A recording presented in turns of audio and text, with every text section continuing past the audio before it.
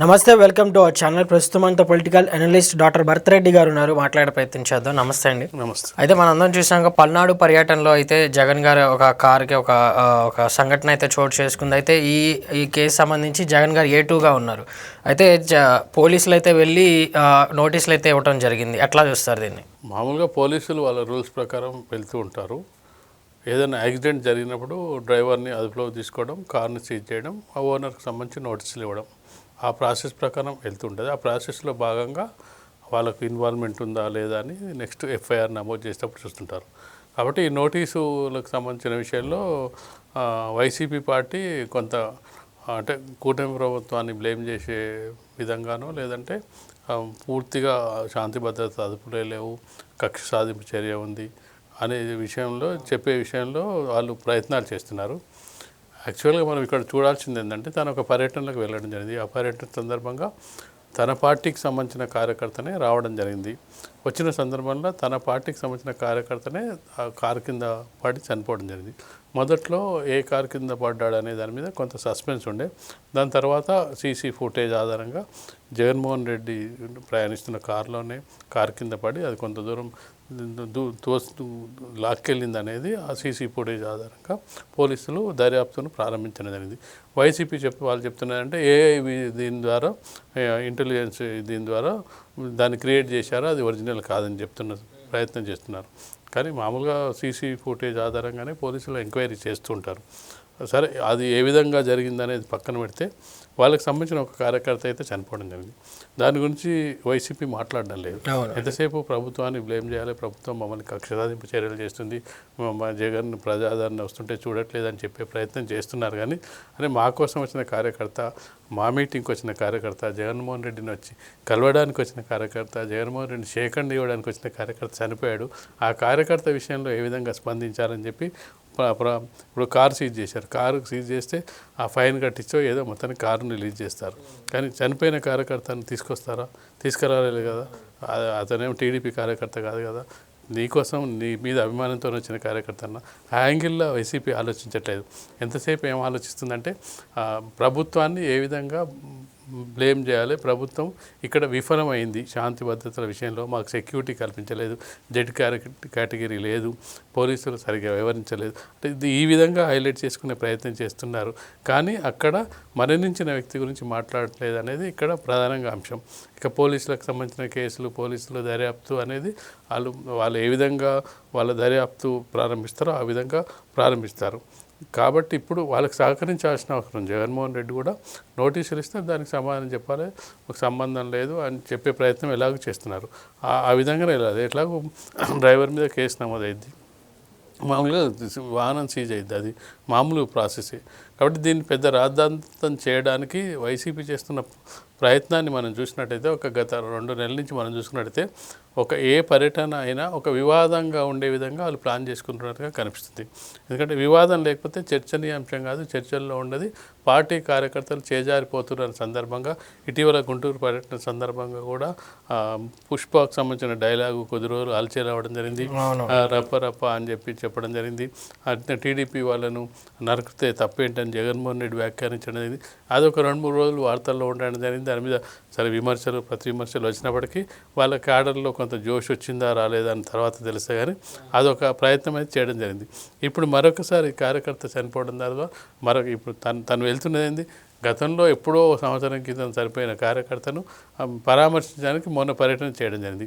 ఇప్పుడు మరొక పర్యటన ద్వారా మరొక కార్యకర్త ఈ కార్యకర్తను పరామర్శించడానికి మళ్ళీ సంవత్సరం టైం తీసుకుంటామో తెలియదు. అంటే ఇప్పుడు చనిపోయిన కార్యకర్తను పరామర్శించడానికి మరో సంవత్సరం తర్వాత వెళ్ళి నేను ఓదార్పు యాత్ర చేస్తా, అతన్ని పరామర్శిస్తా, అటు కుటుంబాన్ని ఆదుకుంటా అని చెప్తాడు. ఇప్పటివరకు ఆ కుటుంబం గురించి మాట్లాడలేదు.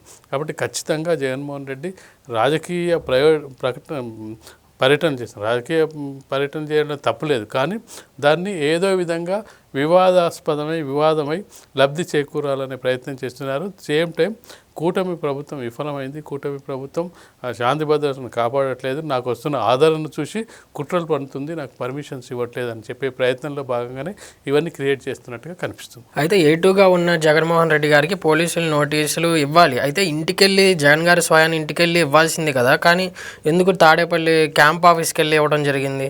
వాళ్ళకు ఉన్న సమాచారం ప్రకారం అతను ఎక్కడ ఉంటున్నాడని తెలుసుకున్న సందర్భంగా అక్కడికి వెళ్ళి ఇవ్వడం జరుగుతుంది. ఒకవేళ తాడేపల్లి ఆఫీస్లో లేరు అనుకుంటే ఇంటికి వెళ్ళి కూడా ఇచ్చే అవకాశం ఉంటుంది. వాళ్ళ అంటే ముందు వాళ్ళు ఎక్కడ అందుబాటులో ఉంటే అక్కడ ఇచ్చే అవకాశం ఉంటుంది. అది పెద్ద వివాదాస్పదం కూడా కాదని మనం అనుకోవచ్చు. ఎందుకంటే వాళ్ళు నోటీస్ సర్వ్ చేయాలనుకుంటారు, ఆ నోటీస్ సర్వ్ చేస్తారు. ఆ నోటీస్ ప్రకారం తను అటెండ్ కావాల్సి ఉంటుందా, లేకపోతే ఉట్టి సమాధానం తీసుకొని పోతారా, అవన్నీ జనరల్గా దర్యాప్తు సంస్థలు చూసుకోవాల్సిన అంశాలుగానే మనం చూడొచ్చు. అయితే జగన్ గారి కారు కూడా రికవర్ చేసుకోవడం జరిగింది కదా, ఎలా చేస్తాడు? అంటే యాక్సిడెంట్ అయినప్పుడు ఖచ్చితంగా కూడా వెహికల్ సీజ్ చేస్తారు. అది జగన్ కార్ అయినా ఎవరి కార్ అయినా యాక్సిడెంట్ చేసిన కారే. ఏమంటారు, దానికేం పెద్ద స్పెషల్ కారు కోట్ల రూపాయలు కొన్న కారు కాబట్టి దీన్ని సీజ్ చేయడానికి వీల్లేదంటే అది గుద్దిన కారు. డ్రైవరు ఖచ్చితంగా లొంగిపోవాల్సిందే, కారు ఖచ్చితంగా సీజ్ చేయాల్సిందే. సీజ్ చేసిన తర్వాత కారును రిలీజ్ చేస్తారు, కోర్టు ద్వారా రిలీజ్ చేస్తారు. అదేం పర్మనెంట్గా పోలీసు వాళ్ళు కారును ఉంచుకునే అవకాశం ఉండదు.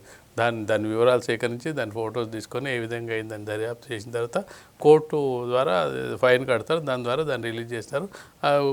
డ్రైవర్ కూడా బెయిల్ వచ్చే అవకాశం ఉంది. ఇది మామూలుగా ఒక సింపుల్ వ్యవహారంగా చూడొచ్చు. అంటే ఒక యాక్సిడెంట్ జరిగినప్పుడు ఏ విధంగా వివరిస్తారో పోలీసులు ఆ విధంగా వివరించే అవకాశం ఉంది.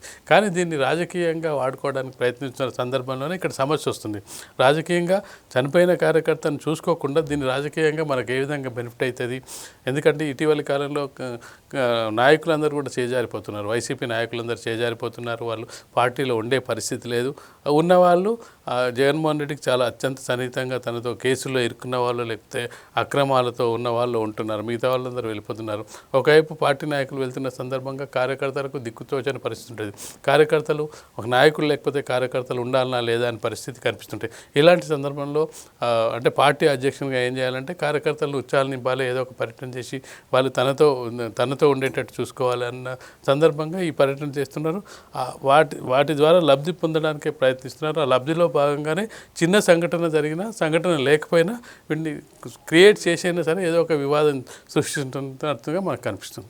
అయితే తప్పు జరిగిందని ఒప్పుకోవడం కాకుండా కానీ ఇలాగా రాజకీయంగా వాడుకుందని అంటారా ఇది వైఎస్ఆర్సీపీ పార్టీ? ఖచ్చితంగా తప్పు జరిగింది. తమ పార్టీ కార్యకర్త జరిగింది. టీడీపీ వాళ్ళు వచ్చి దాన్ని టీడీపీ వెహికల్ కాదు, టీడీపీ వాళ్ళు వచ్చి తగిలియలేదు. టీడీపీ వెహికల్ లేవు అక్కడ, టీడీపీ కార్యకర్తలు కాదు ఉన్నది.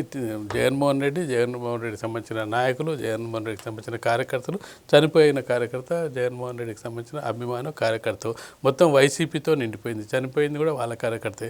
కాబట్టి వాళ్ళ కార్యకర్తలను ఏ విధంగా, చనిపోయిన కార్యకర్తలకు ఏ విధంగా న్యాయం చేయాలని చూసే ప్రయత్నం చేయకుండా దీన్ని రాజకీయంగా బురద జల్లే కార్యక్రమాన్ని చేస్తున్నట్టుగా మనకు కనిపిస్తుంది. అయితే ఏటూగా ఉన్న జగన్ గారిని అరెస్ట్ చేసే అవకాశం ఉంటుందా? ఆ పోలీసుల దాని ప్రకారం వాళ్ళు ఏ రూల్స్ ప్రకారం ఉంటే అది ఖచ్చితంగా అరెస్ట్ చేసే, ఇటీవల మనం వస్తున్న న్యూస్ ప్రకారం జగన్మోహన్ రెడ్డి అరెస్ట్ చేసి విచారణ చేసే అవకాశం ఉందని చెప్తున్న సందర్భంలో అవసరమైతే అరెస్ట్ చేస్తారు. అందులో పెద్ద మ్యాటర్ కూడా ఏం కాదు. నీ కారు గుద్దినప్పుడు అరెస్ట్ చేసి వివరాలు నోట్ చేసుకొని కోర్టుకు సబ్మిట్ చేసి తర్వాత విడుదల చేస్తారు. అంటే పెద్ద కేసులే జగన్మోహన్ రెడ్డి మీద ఉన్నాయి. ఇది డ్రైవరు గుద్దిన కేసు కాబట్టి ఇతను ఓనర్గా దాన్ని ఏదన్నా వాళ్ళు పిలిస్తే వెళ్ళాల్సి ఉంటుంది. ఒకవేళ అరెస్ట్ చేసినా దానికి బెయిలబుల్ కాబట్టి అది పెద్ద ప్రాబ్లం కాదు.